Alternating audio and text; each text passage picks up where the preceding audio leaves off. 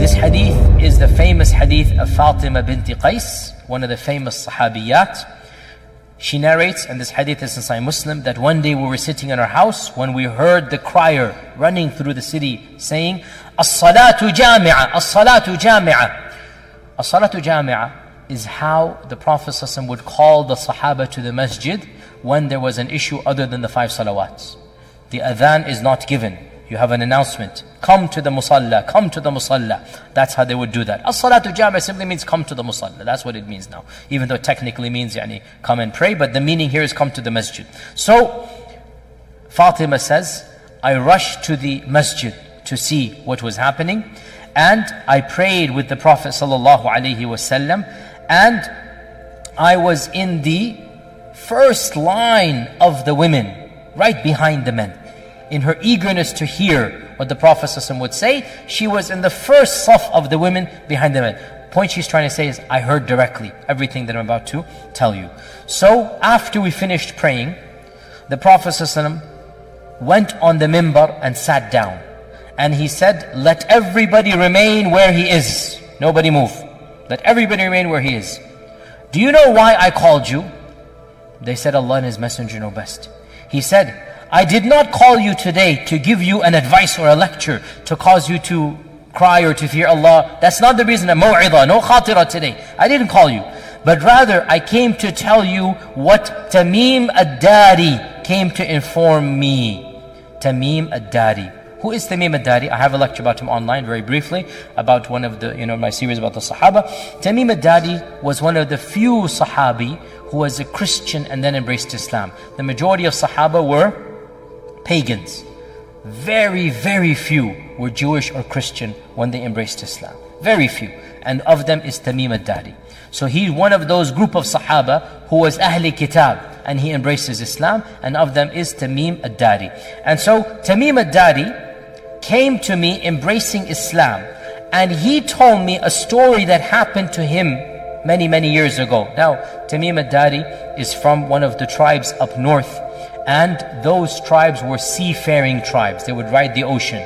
The Quraysh were a non-seafaring tribe. The Quraysh despised the ocean. The Quraysh did not like riding on the ocean. And that's why the Quran is full of references. فَإِذَا رَكِبُوا فِي الْفُلْكِ. The Quraysh did not like the ocean. And few of the Qurayshis rode on the ocean. And that's why when our Prophet ﷺ saw a dream where some of his own Sahaba were riding the oceans, conquering other lands, he laughed and he said, I saw my own ummah shall be riding on the waves like kings, riding horses and steeds, galloping, and they shall be conquering, oceans. And so Tamim ad-Dari, he came to embrace Islam.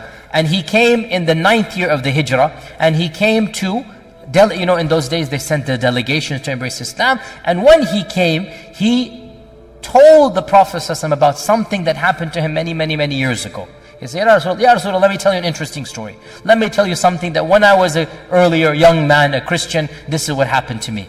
So when he told this story, the Prophet ﷺ then called the Sahaba and said, here is Tamim ad-Dari, let me tell you what he told me. That's the hadith here, okay? Now, it's a very long hadith, and you will find it. Where will you find it, guys? Online. I gave you the reference right now. Sahih Muslim. The story goes as follows, that Tamim ad-Dari says when he was a younger man, that he was in a ship of around 30 people from the tribe of Judham and Lukham. These are Christian Arab tribes up north, and he was from those tribes. And once a very severe storm came in the ocean, and for 30 days they were lost at sea.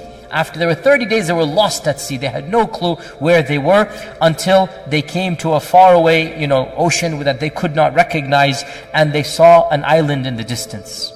So some of them, Tamim ad-Dari and a few of them, took the smaller boat to go get some water, to go get some food. So every large boat has that small boat to go in. So they took that smaller boat to go to that island, and when they landed on that island, they met a very terrifying animal.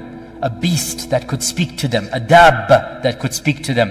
And we'll mention the dabba when we come to one of the 10 signs. The dabba that could come to them. And this beast was unrecognizable. Like, call him what? Bigfoot or something. Although the hadith did not describe him. It simply says, a beast that's very hairy. just nothing but hair, and could speak. And Tamim saw this and his people, and they were terrified. And the beast said, come with me. I'm going to take you to my owner or my master. And they went to this island, and they went to this cave where they saw a man larger than any man they have ever seen. And the man was tied up in a more severe manner than any man they have ever seen. And the man then began to ask a number of questions. And it goes like, 10 questions or so. I'm not going to go into all of them. And they were so terrified, they just responded one after the other. And until in the end, the last question was, of the questions, the Tabariya Sea, is it still there? This well, is it giving water? This land, is it still cultivated? And they answered yes, yes, yes. And always the answer was, a time will come when there shall be no water in that lake. A time will come when this well will be dry. A time will come when this land that you consider to be very beautiful and green will be completely barren. So he's giving predictions in the future.